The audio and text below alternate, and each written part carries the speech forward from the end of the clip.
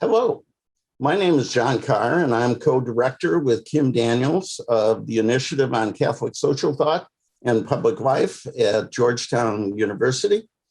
I want to welcome you to this dialogue on voter participation, voting rights, and the common good. Thanks to all of you who have joined us. We've had a remarkable response. The last time I checked, there were 1,400 people had signed up. We're really pleased that the Georgetown Institute of Politics and Public Service is a co-sponsor. It's being recorded if you have folks who want to see it and couldn't. And we encourage you to share your thoughts at hashtag voting rights CST. And you'll see on the screen a place where you can send your questions. There's a lot going on in the area of church and politics these days. You may have noticed that the U.S. bishops, Catholic bishops, had a meeting last week, and it generated a good deal of attention. This dialogue is not about that. It's not about the bishops or President Biden and communion, although the initiative has addressed that and will. You might want to take a look at our previous dialogue on President Biden, the U.S. bishops, and Pope Francis, where we had Bishop McElroy, Helen Alvarez, Ann Thompson of NBC News, and Kim and I. And frankly, we predicted some of all this. And we're trying to figure out the best way for us to make a contribution, and think we'll have a dialogue probably in July on what has happened and what hasn't, and what the road ahead might be, and how can Catholic social teaching shape what happens, and how do we pursue the common good. But today's discussion is about something that is at least as important as what the bishops are doing on this question. It's about the moral dimensions of voter participation, voting rights, elections, and the common good. Today's dialogue is not only important, it couldn't be more timely. I believe the Senate starts a debate tomorrow on H.R. 1, the sweeping House legislation, which includes a raft of provisions about voting rights, gerrymandering, campaign finance, ethics. Doesn't look like they have the votes, but the debate is beginning. We'll be interested to see where it goes. And in the states, lots of states are taking action in this area. Texas and Georgia are probably in the lead. Lots of people are very concerned about that. Karen is from Texas, Justin from Georgia, so we can hear more about that. So it couldn't be more current, but it also is very much a part of our history. I was preparing last night for this, and my wife Linda had Selma on, I don't know, one of the networks. And it reminded me that in my lifetime, people not only marched, they not only went to jail, they were beaten, some died to secure voting rights for all Americans. The movie featured John Lewis, who we lost this last year. John Lewis was a part of a wonderful dialogue we did with Cardinal Gregory and Jim Wallace, who's coming to Georgetown, and Marcia Chatelain. If you want to take a look at it, it's at our website. And in that, there was, in the film and in Selma, there was great focus on the morality of the voting rights cause and the role of the religious community. So now, once again, we're debating voting rights, and it's fierce, the debate. Some say it's about voter suppression. Others say it's about election security. There's this big fight over whether these things ought to be handled at the state or federal level. But we're going to ask a little bit different question. Is this another partisan arena where we continue to fight the lost election? Most of the places that are writing new laws are places Trump lost. Is that what it's about? Are there more fundamental values at stake? What are the moral dimensions of these decisions? What does democracy require? And what does Catholic social teaching offer? And most importantly, how can the common good be advanced? And we have a great group of leaders to help us. Sister Anita Baird is from Chicago. She's founding director of Chicago's Office for Racial Justice, a past president of the National Black Sisters Conference, and they released a powerful statement on voting rights that helped us decide to do this dialogue. Justin Giboney, he's an attorney and political strategist from Atlanta. He's also the president and co-founder of the AND Campaign, a Christian civic group working for compassion and conviction in public life. Michael Steele is chairman of the board of the U.S. Vote Foundation. Most of you know him as former chair of the Republican National Committee. Some of us know him as the first African-American elected statewide in our state of Maryland to lieutenant governor. And he's host of the creatively named Michael Steele podcast. And then Karen Tumulty is a Washington Post columnist and a deeply respected political reporter. She's won prizes. She worked at Time. She worked at the Post. She's a Texan. So we have the right people. This is the right time. And this is a critical topic. So I want to ask each of our panelists one question that started off. When so much of the debate in Congress and the states is partisan, it's political, it's ideological, sometimes it's legal, I want to shift the framework. What is the most important moral question in this debate? And why should people of faith care about these debates and decisions? And I want to begin with Sister Anita. Thank you very much, John, for the question and also for this opportunity to take part in this dialogue with our other esteemed guests. I'm really grateful to have this opportunity. I believe the most important moral question in this debate is the protection of the dignity and rights of all citizens to participate in shaping the governance of our country, to ensure the common good of all, and the right of human beings to govern themselves. And that is at the heart of the common good. The preamble to our Constitution states that all men are created equal and endowed with certain inalienable rights. If we go back to Vatican II and we look at the document Gaudium et Spes, it states very clearly that the common good is the sum total of social conditions which allow people, either as groups or individuals, to reach their fulfillment more fully and more easily. And we exercise the right as citizens, John, as you said, through the ballot box. And for that right, many people have sacrificed their lives and have died to ensure that all of us have the right to vote and to self-governance, which is at the heart of any democracy, protected at all costs.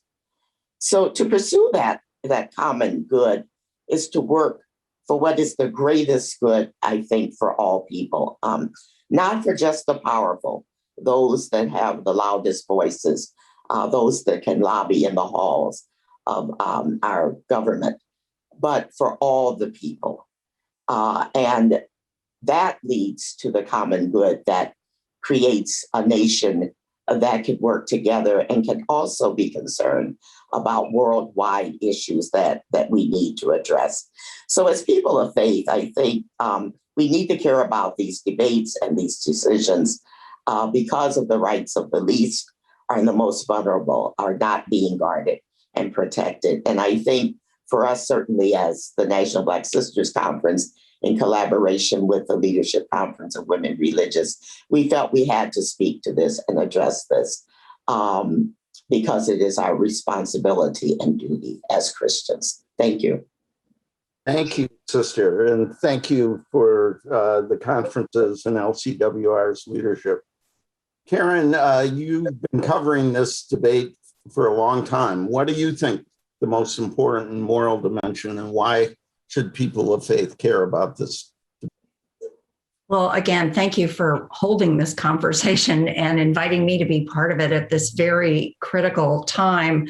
I certainly cannot add much to the eloquence of Sister Anita Baird, but I do think the franchise is really a part of respecting human dignity, of fostering human potential. And it is also, as much as we revere the founders of our country, the framers of the Constitution, it's a place where they got it wrong. They set up a system where only white men who owned property had the right to vote. And so if you look back even at the first congressional election in 1789, you see states where less than 1% of the population voted. And we see this happen over and over and over again in our history. There would be like one step forward in expanding the right to vote and two steps back, whether it was with poll taxes or other devices by which African Americans were denied the right to vote even after it was given them in the Constitution. The fact that it took until 100 years ago before women could vote. And certainly we have seen, again, over and over again, even in the 20th century. And I think that, we should all be worried that these measures that we are seeing taking place to limit the right to vote are also occurring at a time when people's faith in the integrity of the election system has been so tested, including by our most recent president, who kept insisting that elections were rigged and that he actually won the popular vote in 2016.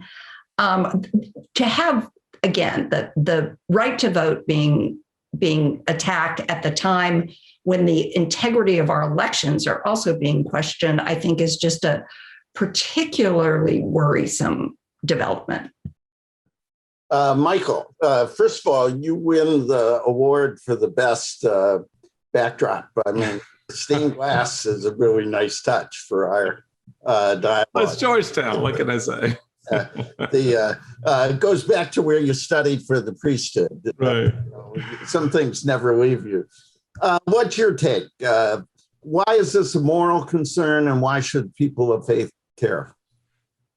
Well, first off, John, it's great to be back with you and be a part of the conversation in this program, and a warm welcome to my esteemed colleagues on the panel today, and my friend Karen, who we've got the chance to share the screen on various panels over the years.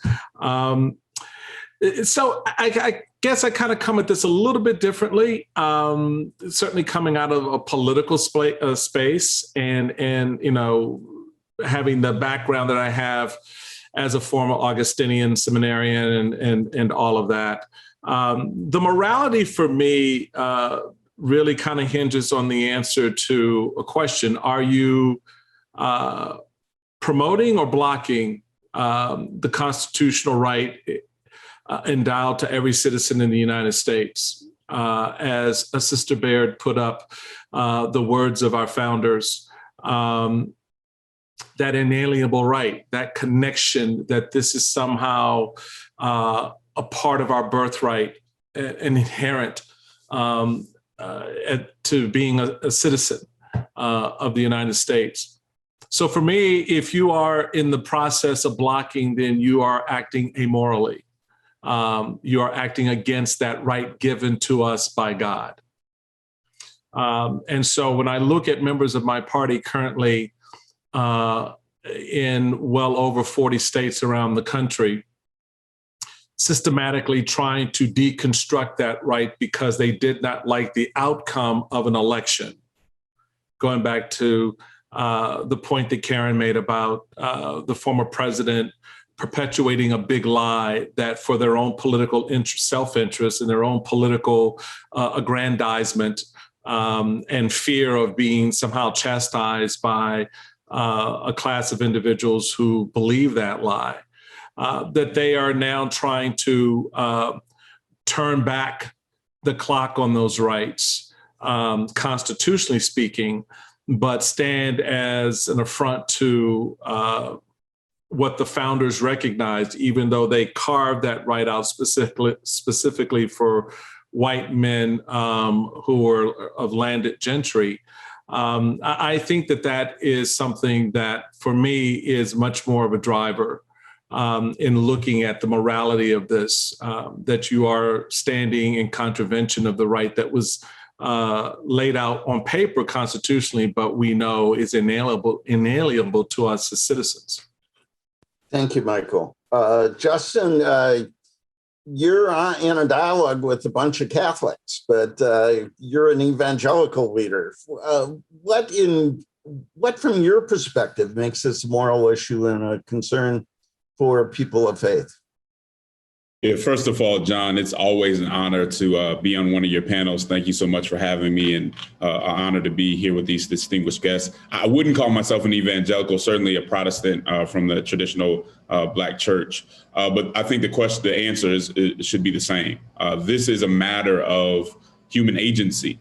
It's about the right to weigh in and to determine representatives, to determine the laws that govern you in a country that historically has abused its power in that regard.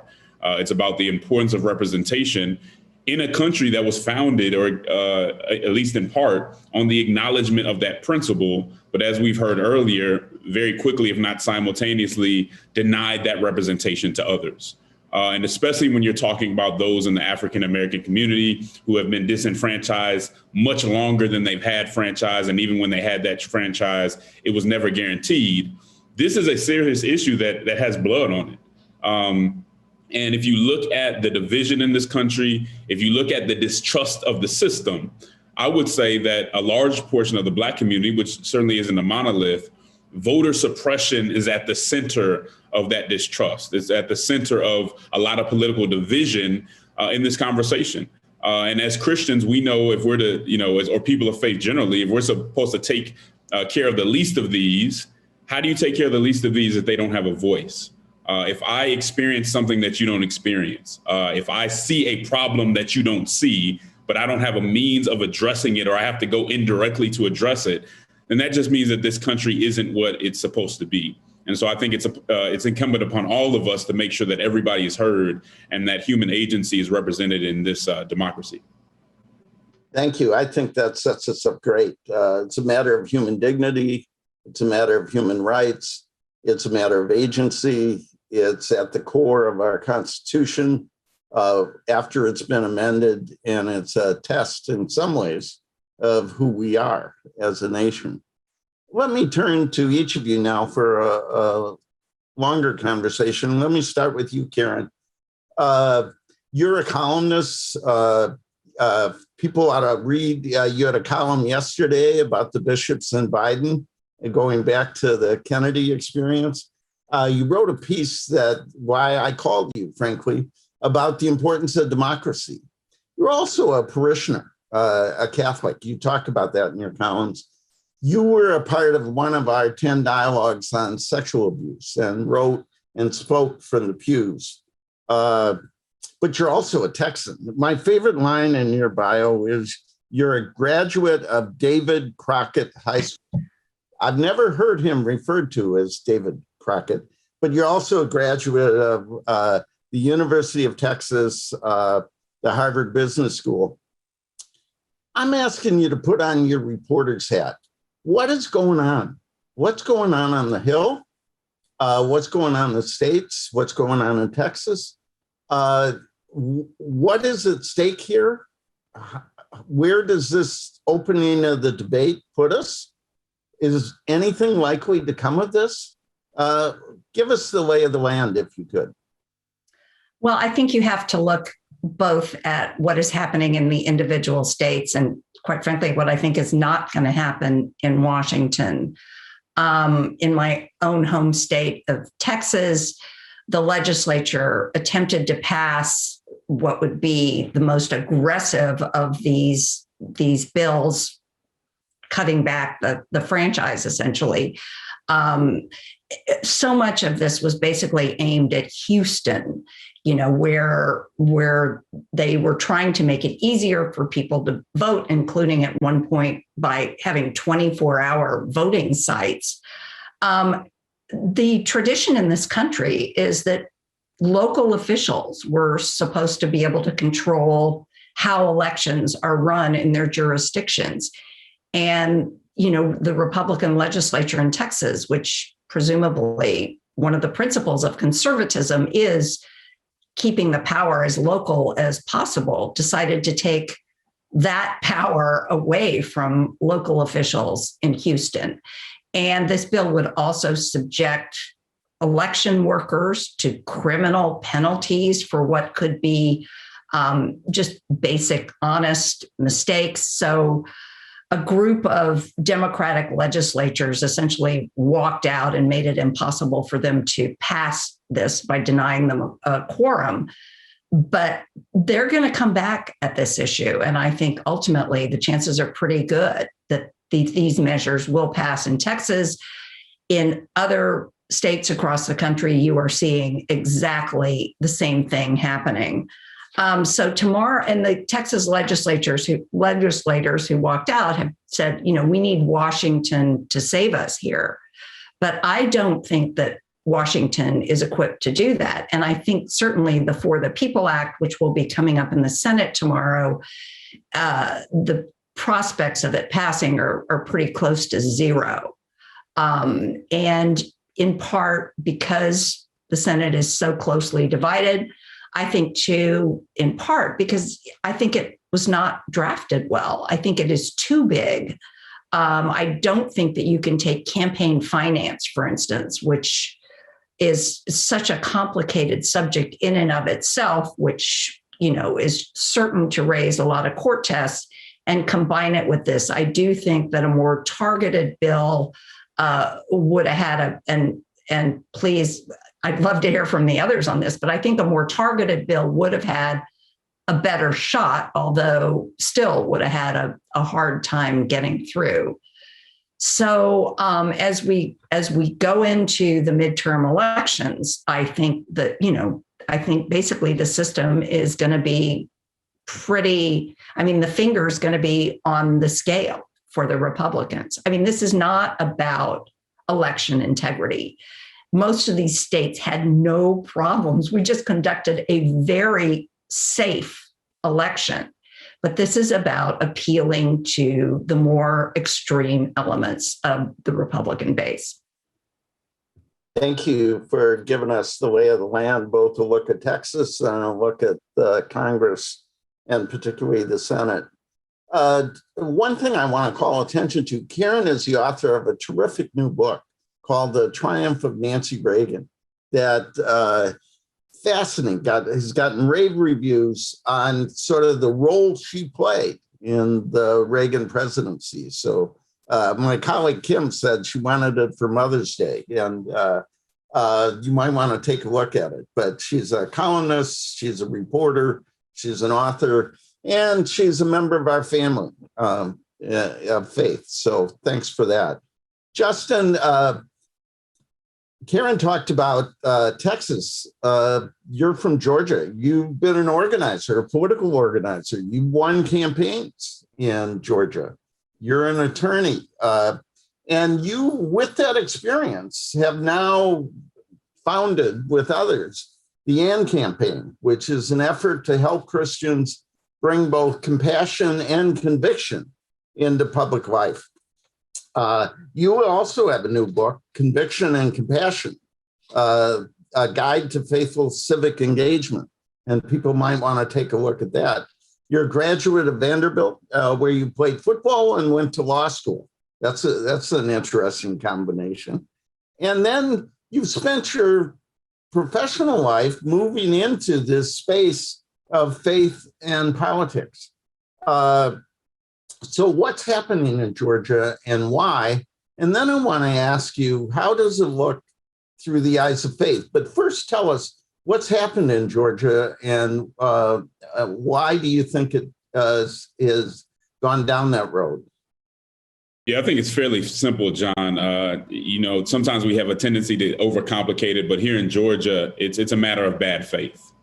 These election reform bills, like Georgia Senate Bill 202, are nothing new in Georgia. It seems like almost every session or every other session, some Republican presents an election reform bill under the pretext of voter fraud. Now, mind you, just as we just heard, there's never any real evidence of significant voter fraud.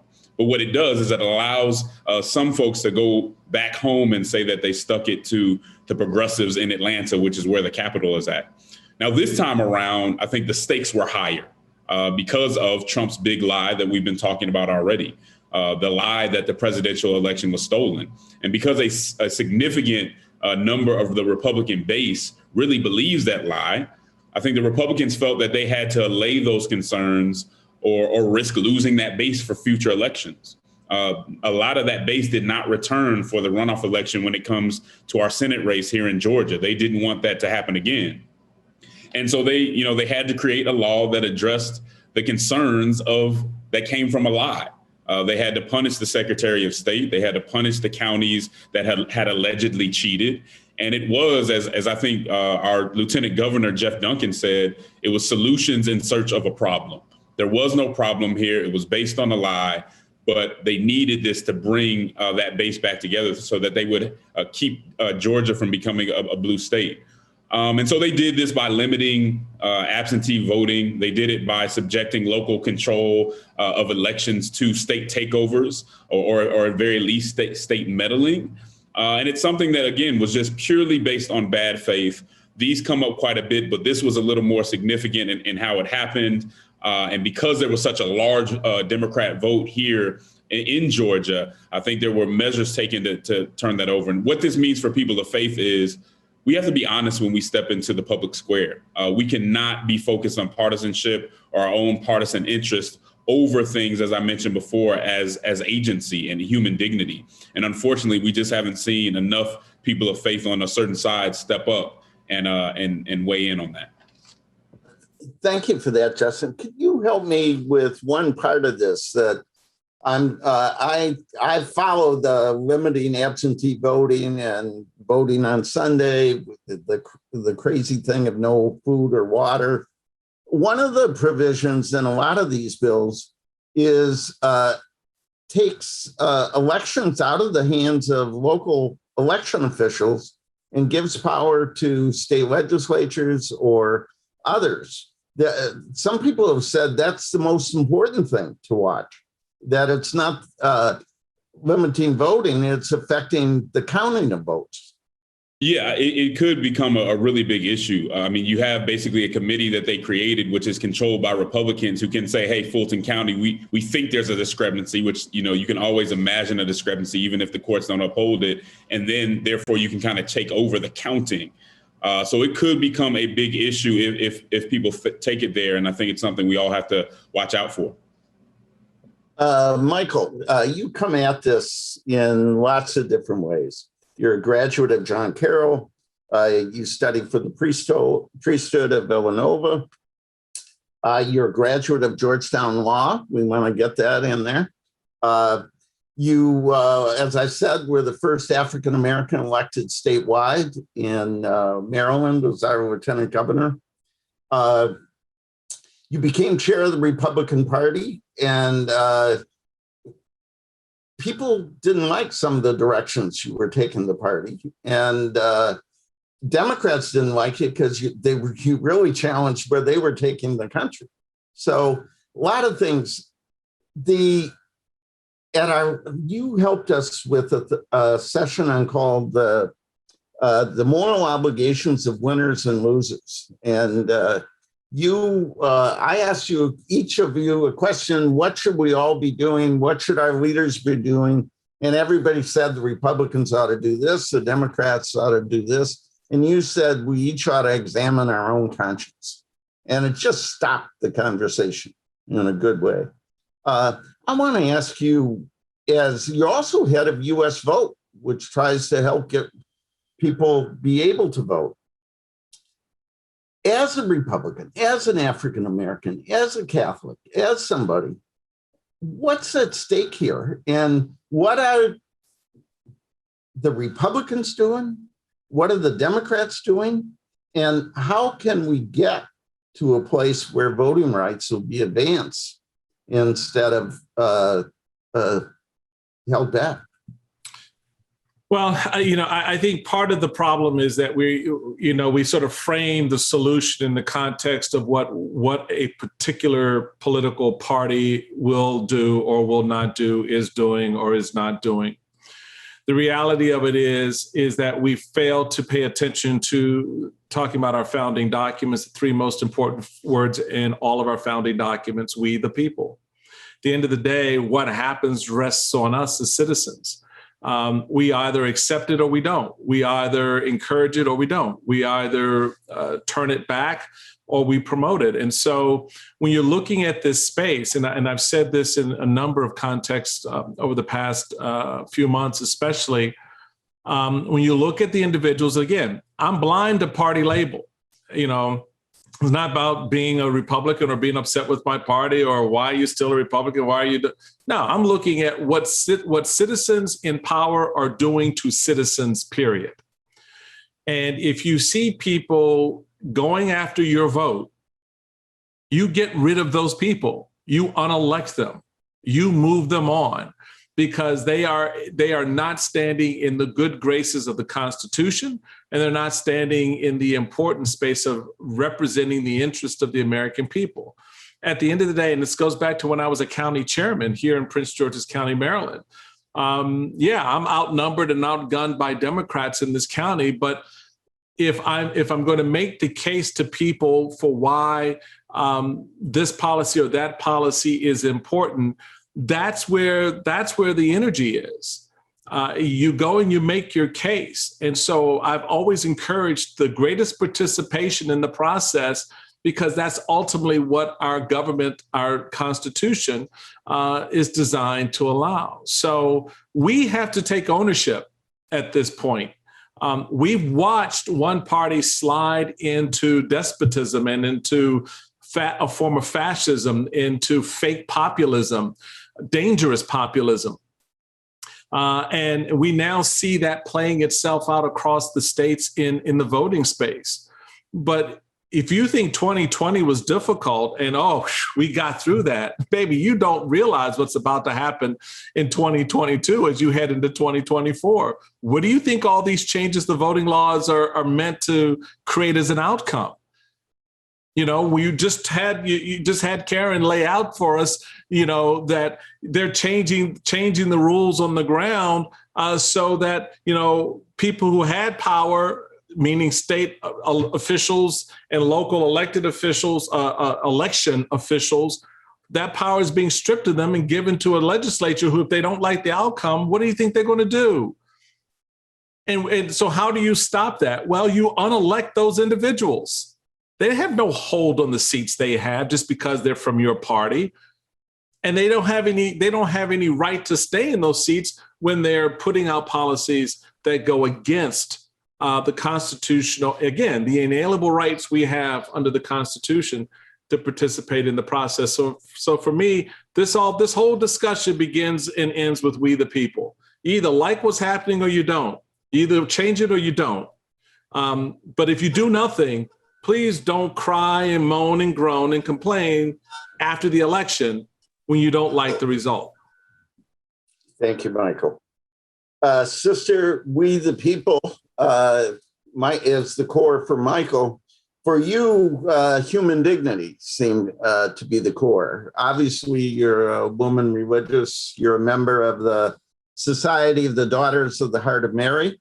You've been a regional superior, I think the national provincial. You're now deeply involved at St. Sabina's Church in Chicago in lots of different roles. You worked at the Archdiocese. I think you were chief of staff to the Archdiocese of Chicago, and Cardinal George appointed you to start the Racial Justice Office there. You have a BA from DePaul and a MA in Theological Studies from Loyola. So we didn't know each other. I've admired your work for a long time, but from a distance. But what got us in touch with you is the statement that the Black Sisters Conference, which you were president of and got their Harriet Tubman Award from, and LCWR on the sacred right to vote must be protected. Why did the sisters do that? Why did the Black sisters, why did LCWR think they had to call the Catholic community to reflection and action on this? You know, John, let me begin by saying I think it's in our DNA. The National Black Sisters Conference was founded in the summer of 1968, shortly after the assassination of Dr. King. You had the National Black Catholic Clergy Caucus and the Sisters founded at the same time, really to address the issues of systemic racism within our church and society. And if we look that we are out 53 years and we're sitting here having the same conversations. So we take one step forward and then we take several steps back. So we felt it was important, number one, being in relationship and collaboration with other organizations that are committed to justice. And certainly LCWR stands at the top of that list. And issuing that statement with them, I think, spoke very clearly that we're concerned. We're concerned about the future of our country. We're concerned about the fear that is being pumped into our bloodstream as we become a country that will be in numbers dominated by people of color, not in wealth, not in who controls what happens in this country. That's not going to happen anytime soon, but certainly in terms of numbers and what those numbers mean. And if people are empowered to vote and to have their voice heard, then the country will go in a direction perhaps that some people fear that they don't want to see it go. So for us, it's our roots. It's part of the gospel. It says that we're called to be people of justice. In the Psalms, we go to the Beatitudes. So there is a foundation for the work I think that we're all called to do. And that was the impetus that said we cannot stand on the sidelines. We have to speak. We had sisters from our conference that marched in Selma with Dr. King. So we have to continue that legacy and to speak on behalf of those that perhaps at this time cannot speak for themselves. Sister, you mentioned the sisters marching at Selma. There were a lot of religious leaders in Selma. In fact, it's really interesting. Thousands of Catholics came to Selma, and the local archbishop said that the Catholics in Selma, in that diocese, were forbidden to march. So the Catholics at Selma provided housing and food and everything else for the folks.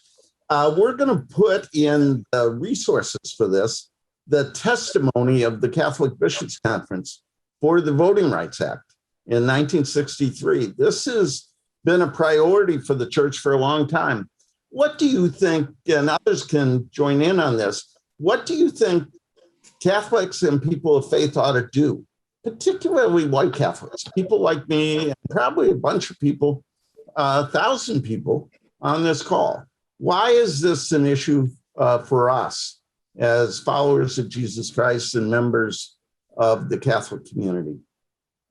Well, I think that, as Catholics, as Christians, but as people of goodwill, we cannot stand by silent.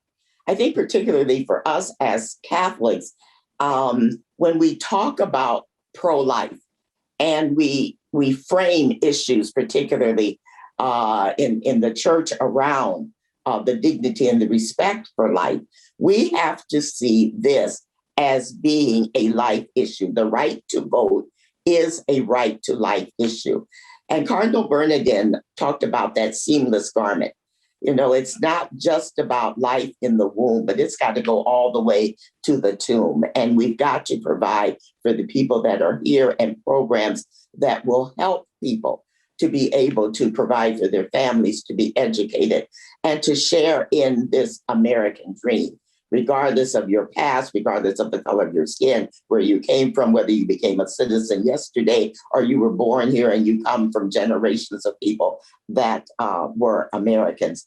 So I think for us, we have to educate ourselves. And I would like to see our pastors preach more about government and the responsibility of citizens, particularly when it comes to the rights of people being able to speak and to govern themselves. We don't hear that. We don't hear the sermons about racism from the pulpit. We may hear a couple of prayers about let's do away with racism and love one another, but to teach the hard lessons, at least in my experience, it's missing. It's missing from the pulpit. And I think we also need to lobby. Karen talked about the People's Act as being very broad, and I would agree with that. And I think there are parts of the John Lewis Voting Rights Act that need to be incorporated as well. So maybe we need to go back to the drawing board, but more importantly, we need to pass something to protect the right to vote and to protect our democracy. And people need to organize. I think peaceful protest, rallying, whatever we need to do. And as Michael said, vote people out if they are not representing the people. Let me pick up and ask the whole panel. We have a bunch of great questions. Several are really specific. A couple people picked up on Karen's comment that HR 1 is overly broad, might not be particularly well drafted, reaches into a large number of areas. Would a more narrow approach be better? The other thing, could you explain the difference between HR 1 and the John Lewis Voting Rights Act? And could that be a vehicle to try and pass?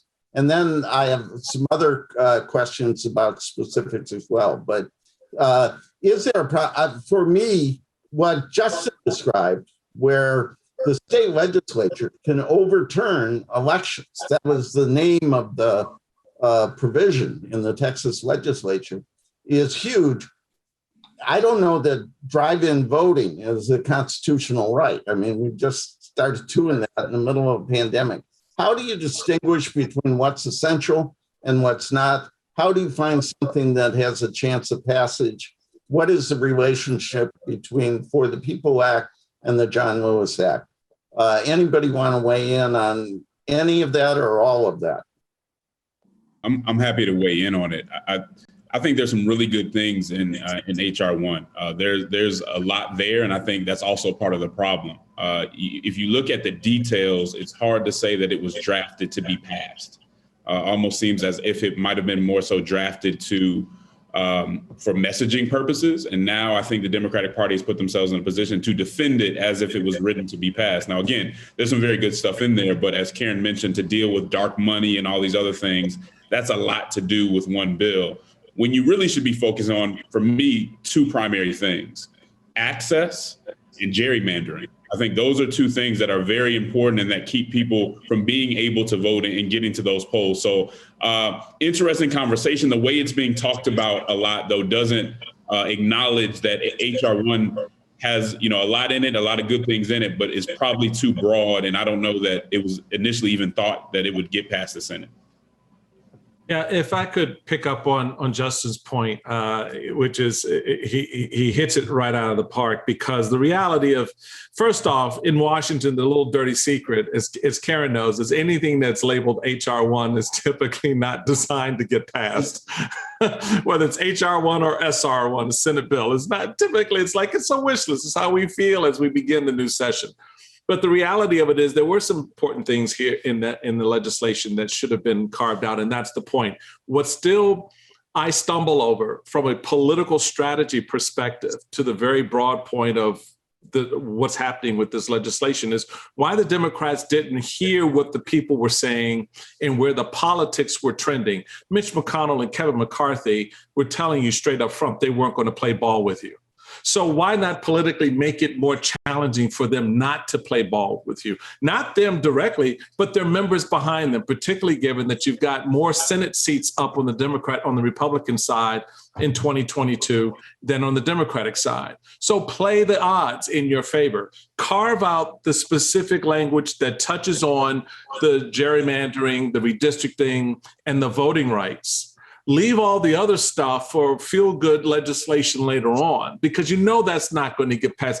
Heck, as you see with Joe Manchin, there's stuff in there that he's not going to buy, and Kristen Sinema, Arizona's not going to buy. So pull out the stuff that works. To your point, John, about drive-up voting, it's not the mechanism in which you get to vote. It's the fact that you get to vote. So whether it's a ballot drop-off box or you get to drive up and give your ballot to someone or get a ballot, that's not a real question. There's safeguards that were in place to deal with the process of voting. The question is, do you have access to that ballot box? What you're seeing now is in jurisdictions where they had multiple locations for drop-off boxes, particularly in Black and brown communities in their states, those boxes were now removed. So in a state like Texas, there's like one place you get to go to drop off a ballot in a county. That's crazy. So it's not so much the process being bad, meaning vote by mail or drive-up balloting. It's the fact that whether or not the safeguards are there and your ability to access that ballot box. So you have those two pieces that are in competition with each other at this point. And the Democrats, from my standpoint, have just missed the messaging all around and the opportunity to really put the Republicans in a much more defensive as opposed to offensive posture on voting. Karen, as a reporter with us, can you help us understand the relationship between H.R. 1 and the John Lewis Act? Sister said we ought to focus more on the John Lewis Act and not some of these other things. What are the dynamics and what are the facts on this legislation? Well, I think the John Lewis Act is targeted more at looking at a Supreme Court decision that happened in 2013, Shelby County versus Holder, where they basically gutted the Voting Rights Act. And this would restore some of the powers of the federal government to go particularly to states that have a history of voter suppression and take action when they see things happening like what we see happening in a lot of places. States are closing down polling places in neighborhoods that are primarily African American. I mean, this would just give the federal government more tools, and please correct me if I'm getting this inaccurately, but it would give them more tools and more targeted tools to go in and look at abuses when they see them. And I think when you look at all of these provisions, the smell test on all of them is to look at, are they broad-based or are they hurting one community more than another? And it's pretty clear that what is happening in a lot of state legislatures and has been since the 2013 decision is that there are just hurdles being put up for minority voters that are not being put up for white voters. Sister, that was your point, is that what people fought for, what people died for, and what people need to lobby for is equal access, that's an essential part of human dignity. Do you have any sense of how, in the middle of this intensely partisan debate, we can lift up the moral and the notion of dignity in our church, in our country? Several people have asked about our church. One person said, I love it, he said, for many, being a Catholic in the U.S. is like riding in a widely careening car as we sort of swerve around. How do we keep the ideological elements from taking us off the road. How do we keep the focus on your core, which is human dignity? That's a good question, John. I think, unfortunately, the leadership of our church has become myopic, and they are consumed with the right to protect life in the womb. And while that is essential, I think, in terms of the dignity of life, it is also important for the church to be very clear and to speak out when people's rights are being taken away, to be that voice that is consistent and clear and is sending a single message. And right now, as we look at the bishops' conference, they are as divided and fighting among themselves. So you cannot lead when you are too busy with your own battles inwardly, which is hurting, I think, not only the church, but the moral position of people of faith. So I really would hope that they would understand how important it is for the church to be consistent and to see that everything is a part of life and to speak out on behalf of those who are being denied the fullness of participation in our society. Some of the questions seem to suggest that we haven't covered some important questions. This is what someone said. I certainly agree with our right to vote and govern ourselves is an inalienable right. I think this is well covered. Protections to voter integrity, which ensures our vote is counted, has been little discussed. Be more balanced if we talked about that.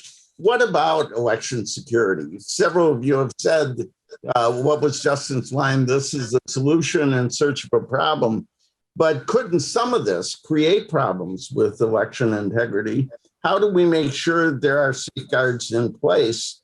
And the question which Karen raised initially, which is who's in charge of elections, states or the federal government? And then finally, someone said, Tim Scott has made the point that the Georgia law in some ways has more access than some of the northern states, New York and New Jersey. And shouldn't there be pressure on those states to open up their processes? So isn't election security a legitimate concern? And shouldn't this be a part of the conversation? Secondly, what about sort of a double standard that critical of some states and others who don't open up their process very much sort of sit there smugly?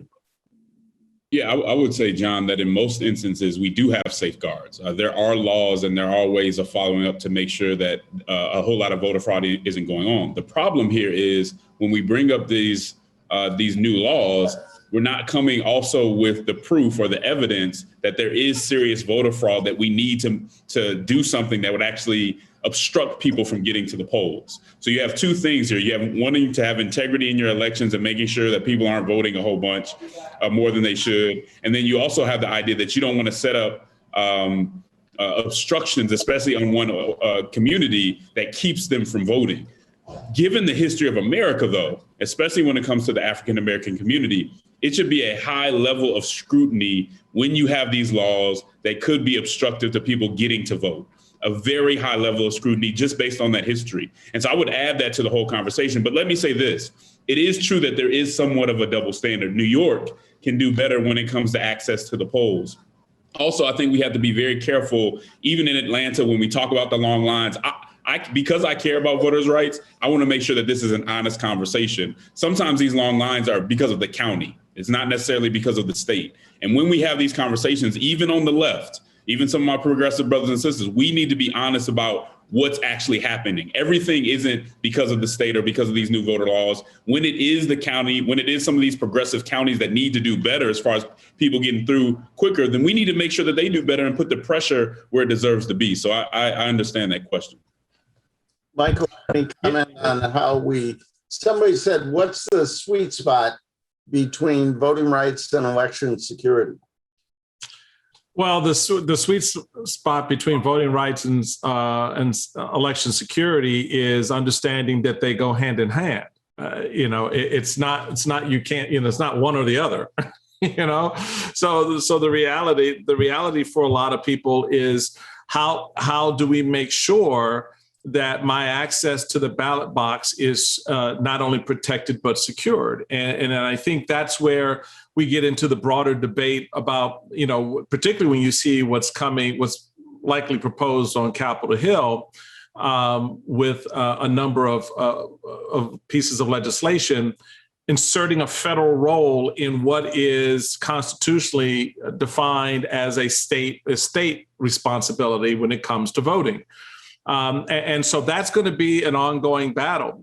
And the states get to protect that constitutional role as long as they stay within parameters. In other words, if you start drawing outside the lines where you begin to infringe on my right to access the ballot box, then the federal government, particularly given the number of states that are doing that, is going to assert itself. It's going to say, look, we've got to put the guardrails back in place. And that's appropriate. That's an appropriate role for the federal government. And I think the final point to note on that is in setting out what that role is, the federal government and the states, and Justin is exactly right, even at the state level, the bottom line is the county, because it's the county election board that is going to actually exercise and execute that process of voting, that everybody has to be on the same page, understanding fundamentally what the right is. Our elections are secure. We don't have runaway elections in this country. So we just need to understand that as citizens, that at the end of the day, if you have 1,000 elections, you may find one in which there was a problem and less than half of one that actually leads to some federal indictment or state indictment. So we have a secure process. So we need to understand and appreciate that first off.